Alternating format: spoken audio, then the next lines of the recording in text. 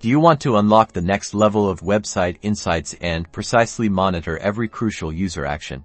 Let's harness the potential of custom pixels within Google Tag Manager to track events and gather invaluable data. Start by going into your Google Tag Manager account and choosing the container for your website. Head to Tags and then click New.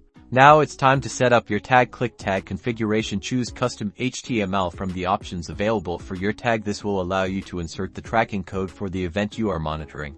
In the HTML section, paste your tracking code. This is where your pixel code, provided by your analytics platform, will go. Remember to tailor the code with your specific tracking parameters, such as events and any criteria you wish to monitor.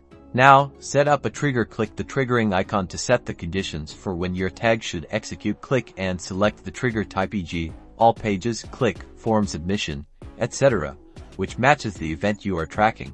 Popular options include all pages to track page views, or a click trigger action. If you need it to be more intricate, choose a custom event trigger. Precision in triggers equals accuracy in the data.